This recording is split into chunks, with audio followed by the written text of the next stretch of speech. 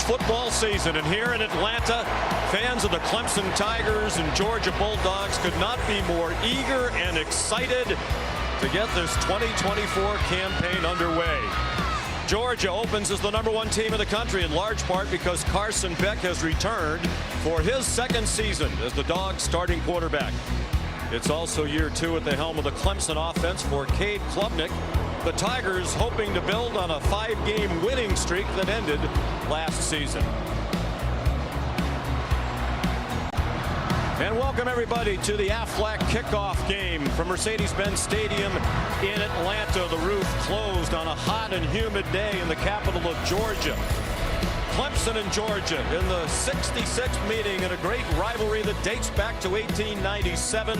These two programs have combined to win 4 of the last 8 national championships, 2 each. Sean McDonough and Greg McElroy, joined shortly by Molly McGrath. Delighted to have you with us. What a great way to start this week 1 of the college football season as they start a new season. Greg, the Georgia Bulldogs just trying to keep it rolling. 42-2 in the last 3 seasons, 2 national championships, then #1 most of last year.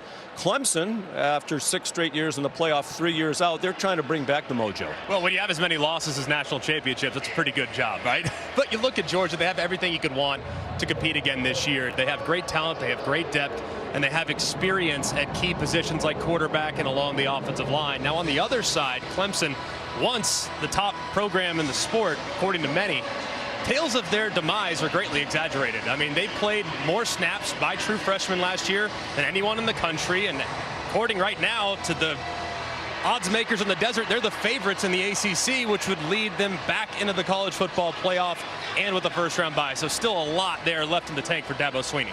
And the biggest reason why Georgia enters the season #1 for the 2nd year in a row, Carson Beck, a Heisman Trophy frontrunner, had a terrific first season as their starter last year.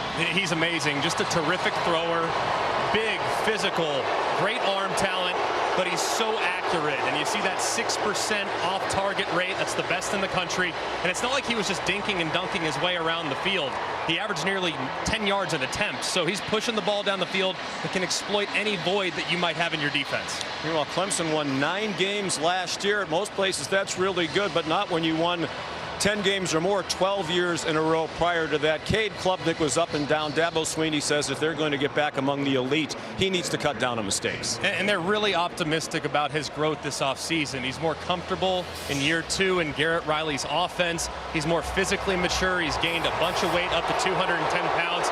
But he can't make the mental mistakes he made last year. Way too many sacks, way too many turnovers, and way too careless with the football at times. ESPN's presentation of college football on ABC will return after this message and a word from our ABC stations.